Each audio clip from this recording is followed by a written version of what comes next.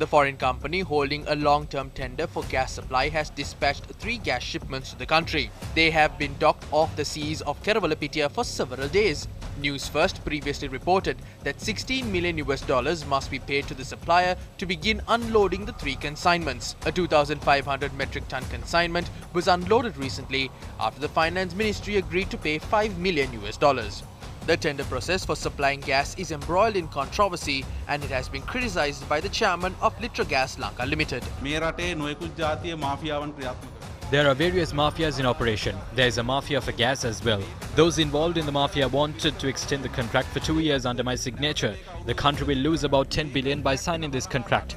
The money will end up in someone's hands.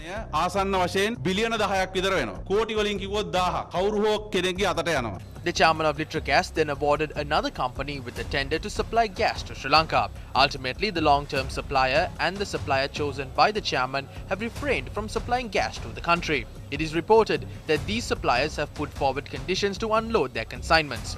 This includes settling the payments due to them and extending the validity of their tender.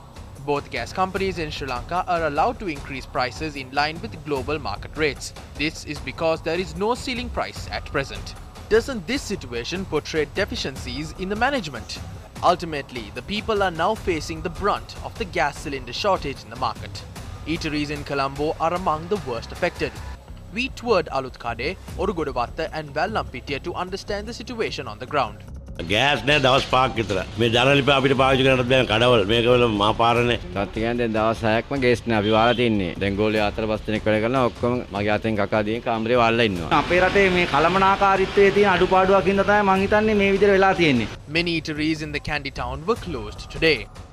gas නැතුව දවස් 5ක් වෙනවා වහලා අපේ සේකේ 11ක් ඉන්නවා දැන් මෙහෙම ගියොත් අපිට හිඟා කන්න වෙන්නේ අපිට කන්න හොයා ගන්න විදියකුත් නැතුව ඉන්නේ මේ ආයතන 1939 ආරම්භ කරපු සානේ තාම කඩේ වහලා නැහැ මේ සුමානෙක විතර ගෑස් නැති නිසා ආපන ශාලාව වහලා තිනවා.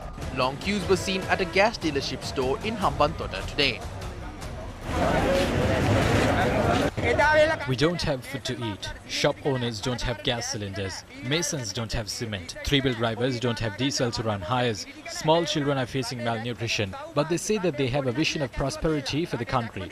Can they achieve the vision by simply constructing buildings or carpeting roads? A long queue was seen outside a gas dealership store in Biyagama as well. අපි පොලිමේ ඡන්ද දීලා පොලිමේ දුක් විඳිනවා අපි. කලාපෙට කැම දෙන්න විදියක් නැහැ මේ ගෑස් එකයි දෙන්නේ. The dealership store halted the sale of gas cylinders after it ran out of stocks. බැයි නම් කරන්න වෙයිලා පොලිම වල ඉවරයි. බැරි නම් දාලා යන්න කියලා. යන්න කියන්නේ. අපි ඡන්දේ මිනිස්සු. ඔව්. බඩු ඉවරයි දැන් අපි මොකද බලන්න ආපහු ටැංකිය අරගෙන ආපහු යන්න ඕන. The situation was no different in Ahaliagoda and Navala. The demand for kerosene is growing amidst the shortage of gas cylinders. People from housing complexes in Colombo gathered at the Orugodawatta filling station to purchase kerosene.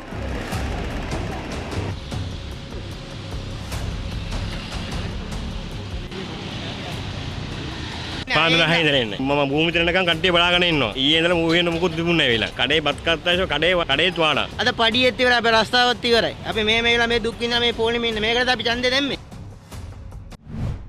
The Court of Appeal issued notice to 4 respondents, including Litro and Laughs gas companies, to file submissions on the 6th of June over the distribution of unsafe domestic gas cylinders to the market.